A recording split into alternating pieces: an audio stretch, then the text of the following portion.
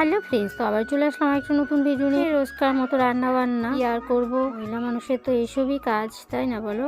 ওই যে রোজকার মতো সবজি কাটতে বসে পড়লাম। কি পাচ্ছ, কয়েকদিন হয়েছে এখানটায় পটল এনে রেখেছে, এই পটলগুলোকে আর কি রান্না করবো, তাই নিয়ে বসে পড়লাম। সত্যি কথা বলতে দেখো, চুলার মধ্যে কয়েকদিন থেকে রান্না করি। গ্যাস থাকলে হরেক রকমের রান্না করা যায়, কিন্তু দেখো গ্যাসের কি সিস্টেম, আমরা বলে 45 দিন পর হচ্ছে গ্যাস পাবো। আর কি করবো, চুলাতে তো রান্না করতেই হবে, কিন্তু আমাদের চুলা নেই। আমার বড় হচ্ছে ইট পেতে দিয়েছে একটা টিনের উপরে, কয়েকদিন থেকে রান্না বান্না হচ্ছে, জানো তো বারবার চুলাটা নিভে যায়, কি করব বলো তো। আর দেখো পার্মানেন্ট চৌকা হলে একটা খড়ি দিলেই জাল হয়েই থাকে, এখানে আমার শুধু ফু দিতে দিন যায়। একবার যদি জ্বালিয়ে দিই তারপর হচ্ছে আপনা আপ নিভেই থাকে চুলাটা, তারপর আবার সেটাকে ফু দিয়ে দিয়ে জ্বালাতে হয়। জানি না গ্যাসের সমস্যাটা আর কতটা দিন থাকবে। বাইরে যা যা ছিল সমস্ত কিছু ঘরে এনে রেখে দিয়েছি, ওই যে জাল দেওয়া আর কি। তো এখানে কাঠ ছেলা হয়েছিল, কাঠের ছেলার সেগুলো আর হচ্ছে কিছু খড়ি এনে রেখে দিয়েছি। তার মধ্যে জানো তো আমাদের তো খড়ি করাও বাইরে থেকে এনেই রান্না করতে হয়। সময় আমার গ্যাসে রান্নার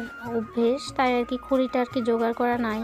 আমাদের একটা গ্যাস শেষ না হতে আরেকটা গ্যাস নিয়ে রাখা হয়। আর করবো, এই দেখো গ্যাসের ঝামেলার জন্য আমার এতটা কষ্ট হয়ে কয়েকদিন থেকে দোকানে যাওয়াই হয় না এই রান্না বান্নার কাজ। জানো তো একটা পদ রান্না করতে আমার 3 ঘন্টা সময় লেগেই যায়। বললাম পার্মানেন্ট চুলা হলে সুন্দর রান্না হয়, উপরে রান্না করার জন্য বারবার চুলাটা নিবেই যায়। আর করবো, ওইভাবে আমার রান্না বান্না করতে হবে এই কয়েকটা দিন। জানো তো আরো 20টা দিন এইভাবে আমার রান্না করতে হবে, তারপর হচ্ছে আমাকে গ্যাস দিবে। তার মধ্যে হচ্ছে ব্ল্যাকেও কেউ গ্যাস বিক্রি করতে পারে না, কেস হয়ে যাবে জন্য আমাদেরকে গ্যাস দিচ্ছে না। তার মধ্যে অ্যাভেলেবেল গ্যাস তো নেই, কেউ কোথা থেকে দেবে বলো? তাই আর কি একটু কষ্ট করেই খেতে হবে, মানে উপায় নেই কোনো। আর জন্য তো পটলগুলো কাটতে বসেছি, এত ছোট ছোট পটল কি আর ঝটপট করে কাটা হয় বলো? এই যে কখন বসেছি এই পটল নিয়ে, পটল যে কখন কাটা হবে আমি নিজেই যে বলতে পারবো না। বড় বড় পটল হলে ঝটপট করে কেটে নেওয়া যায়, তো এগুলো হচ্ছে দেশি পটল, একদমই ছোট ছোট পটলগুলো। যাই হোক ভাবছি আর কাটবো না, পটল কাটতে কাটতে আমার দিন শেষ। তারপরে হচ্ছে কিছুটা আলু কাটতে হবে, কিন্তু আলু ভরা আলু আনতে হবে, তারপর হচ্ছে আলু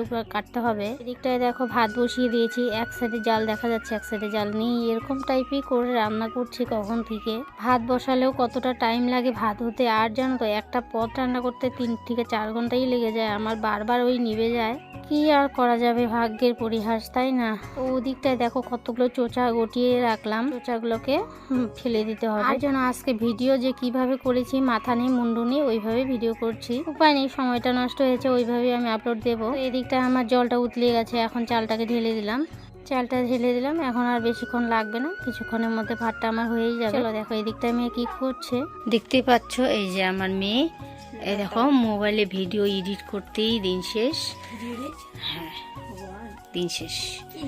এই যে বই খাতা কালকে জানো, বই খাতা টেবিলে 2টার সময় ভিডিও দিতে পারিনি, কি রাগ উঠছে, মাথা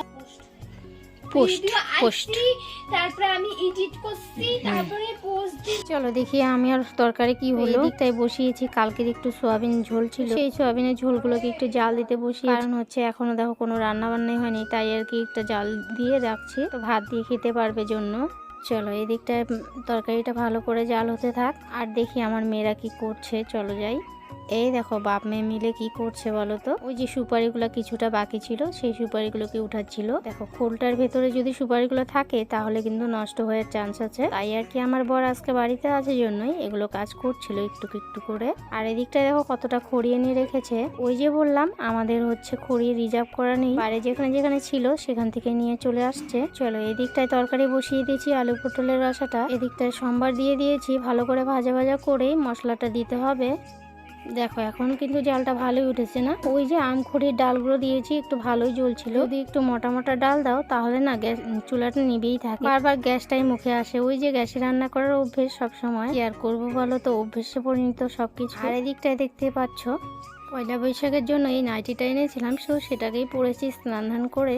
চলো এদিকটায় হচ্ছে একটু আলু ভাজা কেটে রেখেছি, আলু ভাজবো আর কি, আমাদের বাড়িতে নাতনিরা রয়েছে তো তাদের জন্য আর কি আলু ভাজাটা করেছি। ছোট ছোট বাচ্চারা একটু আলু ভাজা হলে খেতে ভীষণ ভালোবাসে, তাই না? তো এই দিকটায় দেখো কখন ভাজা বসিয়েছি, আসলে পটল ভাজতে ভীষণ টাইম লাগে, তাই আর কি জানো তো পটল আলাদা করে ভেজে নিতে হয়, কিন্তু আমি সেটা করিনি, আমি সমস্ত একবারই সম্বার দিয়ে দিয়েছি। কি আর করবো, এতটা গরমে বসে থাকা যায় বলো তো। চলো এদিকটায় আমার পানি পানির নেশা উঠে গেছি, একটু পানটা খেয়ে নিই। আচ্ছা, কার কার বলো তো এই পানের নেশা আছে বলো তো? আমার তো ভীষণই পানের নেশা। যাদের এরকম নেশা আছে তারাই জানে কি ধরনের নেশা, মানে রান্না করতে করতে যে কতবার আমার পান খেতে হয় জানো তো। পান খেতে এসে আমি কিন্তু কি বসিয়েছি সেটাও ভুলে যাই। তারপর ওদিকটায় আমার বর চলে গেছে একটু লাড়ালাড়ি দিতে। সবসময় এরকমটাই করি, কারণ হচ্ছে আমি ভুলেই যাই কি বসিয়েছি। ওই যে মোবাইল হাতানোর অভ্যাস, মোবাইল হাতাতে হাতাতে আমি সমস্ত কিছু ভুলে যাই। এদিকটায় ভালোই হলো, আমার বর একটু লাড়াচাড়া দিয়েই দিল। আর এদিকটায় দেখো আমার খড়িগুলো এনে দিয়েছে, তো এগুলো না নিলে আবার ভিজে যাবে। চলো এগুলো একটু ঘরে রেখে দিই। খড়িগুলো আনতে গিয়ে আমার পায়ের তলায় বেজে গেল একটা কলার চাই। মেয়েদেরকে একটু বকাবকি করছিলাম, এসব তোরা কি করিস বল? কলা খেয়ে খেয়ে যেখানে সেখানে ফেলে রেখে দিয়েছিস, আমার পায়ে বাজলো। চলো এখন খড়িগুলো রেখে দিই।